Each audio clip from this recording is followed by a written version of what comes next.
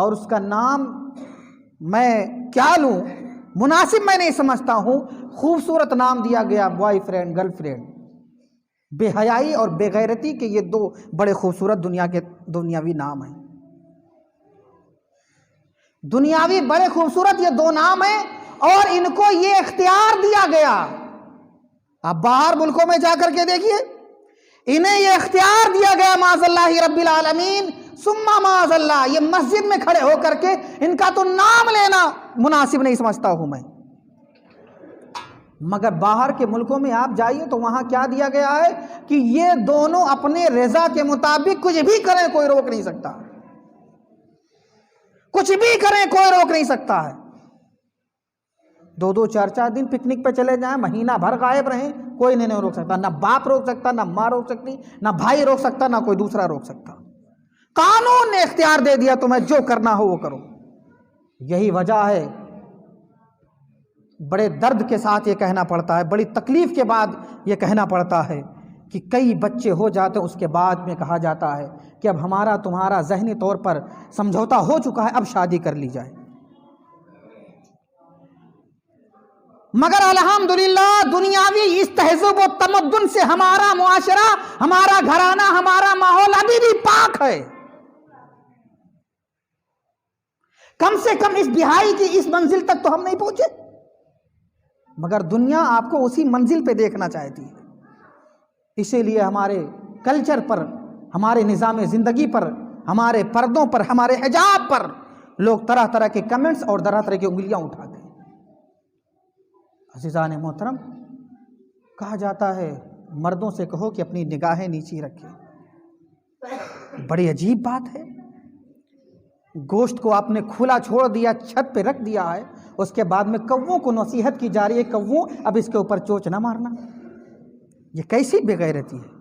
یہ کون سی لاجک ہے, یہ کون سا فلسفہ ہے, یہ کون سا دماغ ہے. اسلام کہتا ہے کہ پہلے اپنے اونٹ کی رسی کو اپنے گھر کے کھوٹے میں باندھ دو, اس کے بعد رب سے دعا کرو پروردگار اس کی حفاظت فرما. یہ نہیں کہتا کہ اس کی مہار چھوڑ دیجئے, اس کو آزاد چھوڑ دیجئے, تب آپ دعا کیجئے کہ پروردگار اس کی حفاظت فرما. اپنی طاقت, اپنی حیثیت کے مطابق اس کی حفاظت کرو, پھر رب کی بارگاہ میں دعا کرو اللہ تعالیٰ اس کی حفاظت فرما. اور عزت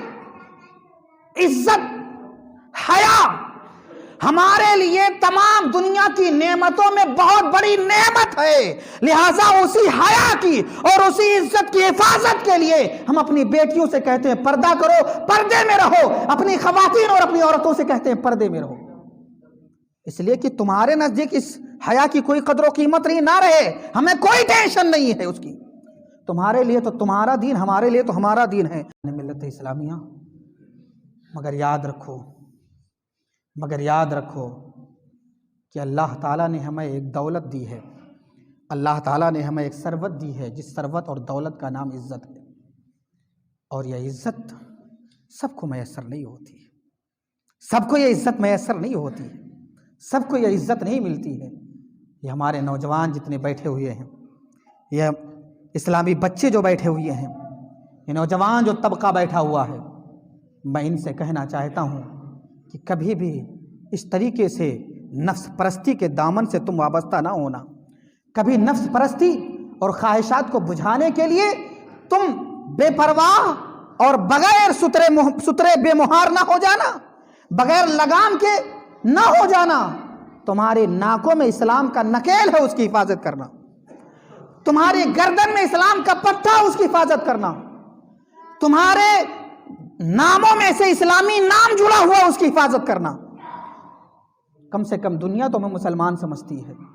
دنیا تو ہمیں مسلمان سمجھتی ہے, اس کی حفاظت کرنا. اور سمجھتی ہی نہیں, جب تک آپ اس عقیدے پر قائم ہیں تب تک آپ کو مسلمان سمجھا جائے گا اور مسلمان مانا جائے گا. لہٰذا کم سے کم اپنے دین کی, اپنے قرآن کی, اپنے اسلام کی, رسول کریم صلی اللہ علیہ وسلم کے فرمان کی, اللہ تعالیٰ کے احکام کی حفاظت کرتے رہنا, اور کبھی بھی اپنے دامن کو داغدار نہ ہونے دینا. اس لیے کہ جب تم نے اپنے دامن کو داغدار نہ ہونے دیا قرآن کہتا ہے وَنَهَا النَّفْسَ عَنِ الْهَوَىٰ فَإِنَّ الْجَنَّةَ هِيَ الْمَأْوَىٰ، کہ جس نے اپنے نفس کو بے حیائی سے بچا لیا، جنت اس کا ٹھکانہ، جنت اس کا گھر ہے، جنت اس کا گھر ہے، جنت اس کا ٹھکانہ ہے۔ چاہتے ہو کہ بے حیا بھی رہو، جنت میں بھی جاؤ،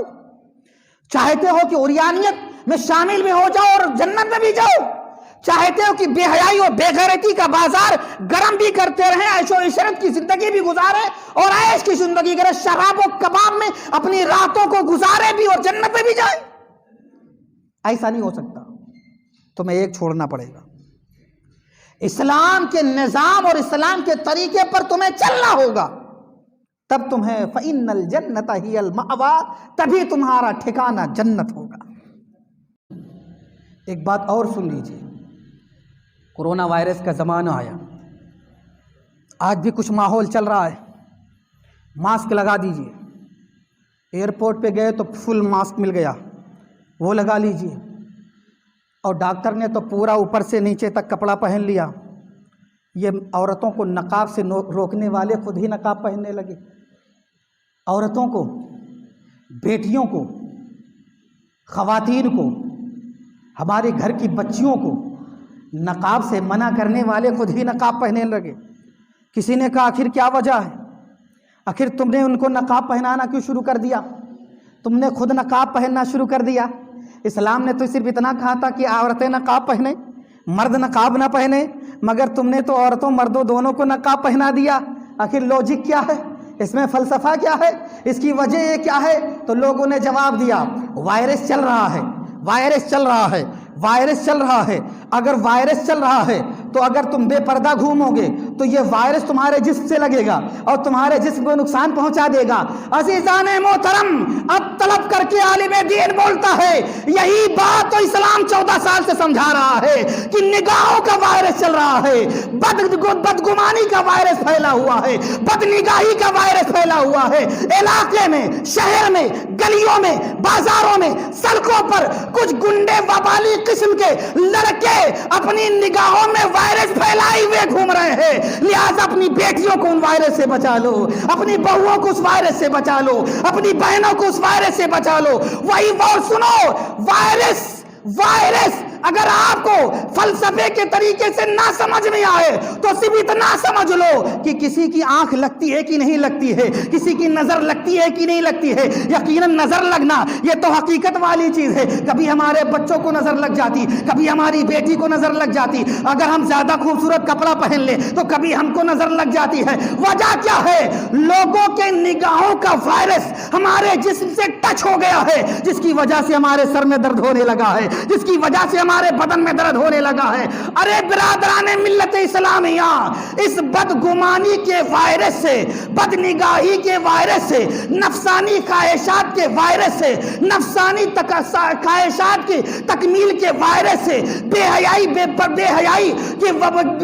پھیلے ہوئے بے حیائی کے وائرس سے اگر تم کو اپنی بیٹی کو بچانا ہے تو انہیں پردے میں رکھو، انشاءاللہ اس کی حفاظت ہوگی۔ برادران ملت اسلامیہ، آج دیکھیے ہمارے گھر میں برکت نہیں ہے، برکت نہیں ہے، برکت نہیں ہے، ہر آدمی روتا ہے، ہر آدمی روتا ہے، ہر آدمی ٹینشن میں رہتا ہے، مگر سنو حضرت ابراہیم علیہ السلام، توجہ چاہتا ہوں، حضرت ابراہیم علیہ السلام کے لیے جب آگ روشن کی گئی اور آگ روشن کرنے کے بعد اب منجنیق کے ذریعہ حضرت ابراہیم علیہ السلام کو آگ میں ڈالنے کی کوششیں کی جا رہی ہیں، جب منجنیق تیار کی گئی، منجنیق اگر آپ نہ سمجھ سکیں تو آسانی سے سمجھ سکتے ہیں کہ گلیل ایک ایسا آلہ ہے کہ جس میں کوئی چیز پھنسا کر کے ہم دور پھینک سکتے ہیں۔ عزیزان محترم، آگ بہت زیادہ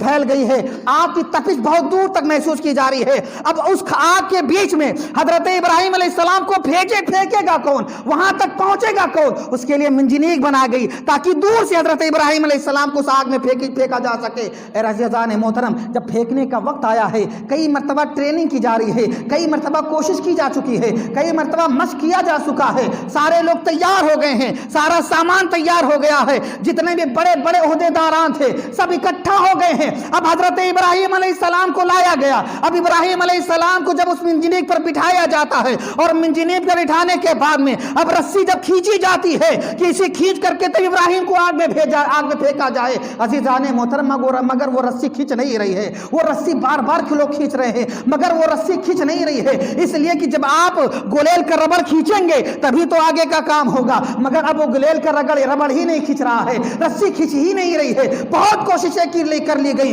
اب ایک دوسرے سے پوچھنے لگے کہ کیا ہوا، ہم 4 دن سے ٹریننگ کر رہے ہیں، ہماری ٹریننگ مکمل ہو گئی ہے، ہم 4 دن سے مشق کر رہے ہیں کہ ایسا پھینکا جائے گا۔ جب ہم مشق کر رہے تھے تو یہ رسی کھینچ رہی تھی مگر اب رسی کھینچ نہیں رہی ہے، وجہ اور سبب کیا ہے؟ تو دین اسلام نے اس کا جواب دیا، اے لوگوں، جب تم نے ابراہیم کو آگ میں پھینکنے کی کوشش کی تو اللہ تعالیٰ کے فرشتے رب کی بارگاہ میں عرض کرنے لگے، پروردگار عالم، دنیا کے اندر تیرا ایک بندہ ابراہیم جو تیرا نام لینے والا ہے، آج تیرا نام لینے کی بنیاد پر اسے آگ میں پھینکنے کی کوششیں کی جا رہی ہیں، اے میرے رب ابراہیم کو بچا لے، اے میرے رب ابراہیم کو محفوظ رکھ، اے میرے رب ابراہیم کی حفاظت فرما۔ اور فرشتوں کو رب تعالیٰ نے بھیج دیا ہے۔ اب فرشتے رسی کھینچ رہے ہیں، ادھر انسان رسیاں کھینچ رہے ہیں، ادھر فرشتے رسیاں کھینچ رہے ہیں۔ تو جب انسان کے مقابلے میں فرشتے رسیاں اپنی طرف کھینچ رہے ہیں تو ان کی طرف رسی کھینچ ہی نہیں رہی ہے، جس کی وجہ سے کام ہو ہی نہیں رہا ہے۔ برادران ملت اسلامیہ،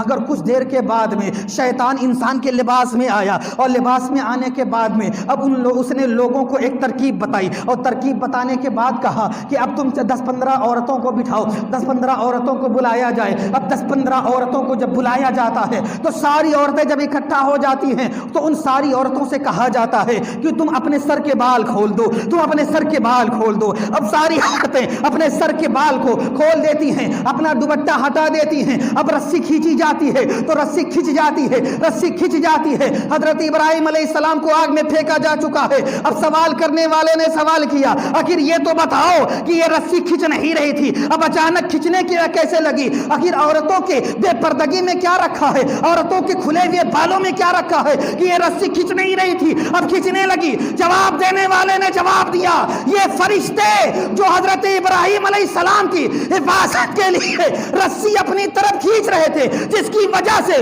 لوگوں کی طرف رسی کھینچ نہیں رہی تھی، مگر جب عورتیں بے پردہ ہو گئیں تو فرشتے اپنے جگہ سے چلے گئے، فرشتے یہاں سے رخصت ہو گئے، فرشتے یہاں سے چلے گئے، رحمت کے فرشتے یہاں سے ہٹ گئے۔ عزیزان محترم، جب اللہ کا نبی سامنے موجود ہو اور رحمت کے فرشتے بے پردگی کی بنیاد پر وہاں نہ رکے چلے جائیں، تو اگر ہمارے گھر کے اندر بے پردہ عورت روٹی بنا رہی ہو، بے پردہ عورت کھانا بنا رہی ہو، ہمارے گھر کے اندر بے پردہ عورت چائے اور کھانا بنا رہی ہو، بے پردہ عورت گھر کے اندر رہتی ہو، آپ اپنے گھر کا معائنہ کیجئے، اپنے گھر کا جائزہ لیجئے۔ ارے باہر تو بے پردگی ہے ہی ہے، مگر گھر کے اندر جب عورتیں ہوتی ہیں تو اپنا دوپٹہ اتار دیتی ہیں، اپنا دوپٹہ اتار دیتی ہیں۔ اب وہاں پردے کا ذرہ برابر خیال نہیں رہتا ہے، اس لیے کہ یہاں ابا تھوڑی موجود ہیں، یہاں بھیا تھوڑی موجود ہیں، یہاں چچا تھوڑی موجود ہے، گھر کے اندر تو کچھ بھی کیا جا سکتا ہے۔ عزیزان محترم، ٹھیک ہے یہاں باپ نہیں ہے جس سے پردہ فرض ہے، یہاں بھائی نہیں ہے جس پر پردہ فرض ہے، یہاں کوئی دوسرا نہیں جس سے پردہ فرض ہے، مگر رحمت کے فرشتے تمہارے ان کھلے ہوئے بالوں کی وجہ سے نہیں آئیں گے، تو جب یہ فرشتے نہیں آئیں گے تو تمہارے گھر میں برکتیں بھی نہیں ہوں گی۔ اپنے گھر کی ضرورتیں بنا لو، اپنے گھر کے اندر اس بات کو سمجھا دو، اپنے گھر کی بچیوں اور بیٹیوں اور بہوؤں کو یہ باتیں سمجھا دو۔